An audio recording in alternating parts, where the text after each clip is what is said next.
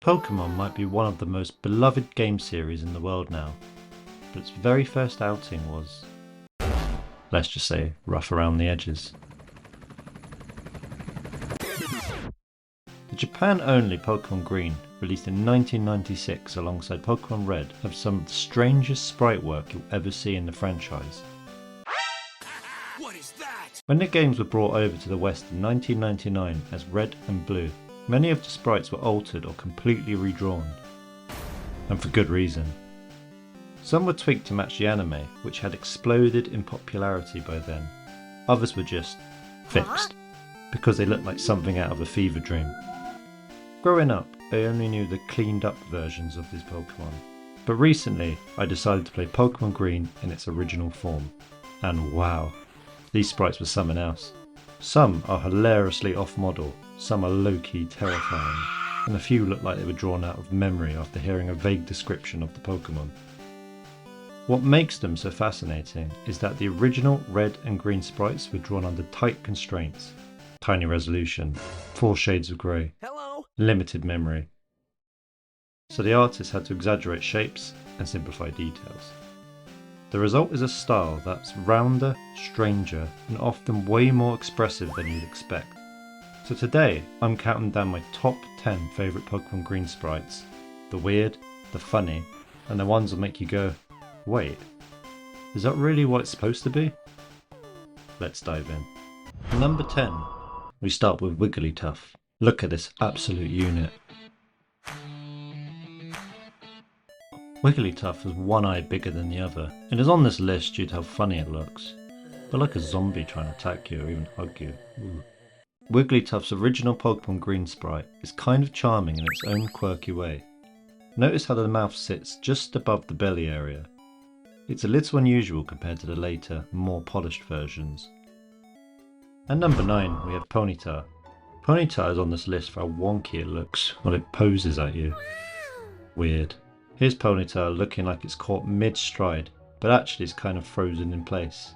The stiff pose was pretty common back then thanks to the hardware limits. It's a bit rough around the edges compared to modern sprites, but that old school style has its own charm. Like a tiny pixel horse ready to gallop, if it can move. At number 8 we have this monstrosity. What the hell is even that? Lickitun's sprite is one of those classic first gen designs that stands out, mainly because its head seems a little too big for its body, and the tongue looks like a fork or split in a way that's definitely eye-catching. The reason I picked Lickitung is for, my god, look at it. Look how scary it looks. What's with the derpy face? What are the creators thinking? The original Lickitung sprite's forked tongue is unique to Gen 1 design, as later sprites depict the simple long tongue. At number 7 we have one of my favourites, Charizard. Charizard's original sprite in Pokemon Green is quite different from the sleek versions we see today. This one's chunkier, with wings that are smaller and set lower to the body. While it might not look like as fierce as the modern Charizards, it has a nostalgic charm, a reminder of the early days when sprites had a lot to do with very little. At number 6 we have Venusaur. Venusaur is here due to how different it looks compared to later sprites. The one has a stalk on its back. It's pretty long. Yeah. That's what she said. Or he said. Venusaur's sprite in Pokemon Green is definitely bulky, which makes sense given its final stage of one of the original starters. The flower on its back is a clear but simplified, and the shading is minimal, making it look a bit flat compared to later versions. At number 5 we have Eevee. Oh my god, what happened to this one? Eevee looks like it would steal your wife and kids and lock them in the closet. Enough said.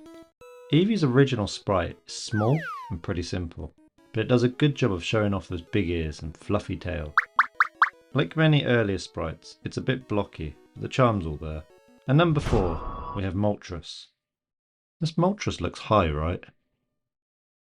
Moltres, the legendary firebird, looks a little less majestic in its Pokemon Green sprite than the later games.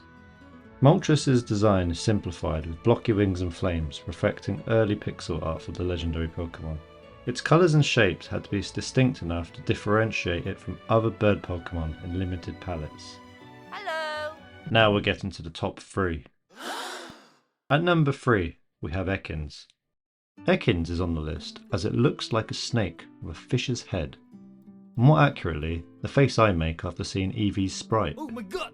Ekans' sprite is straightforward and effective, a simple coiled snake shaped with clear markings.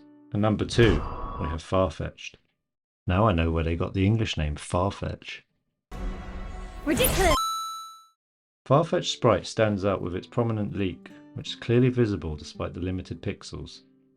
The body and wings are blocky, but recognisable, and it has a slight awkward posture that's endearing rather than off-putting.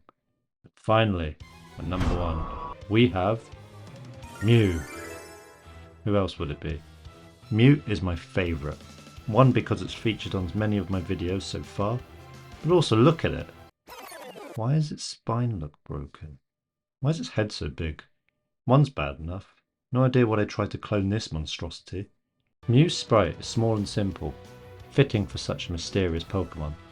Despite the limited pixels, it manages to capture the elusive and gentle nature that Mew is famous for.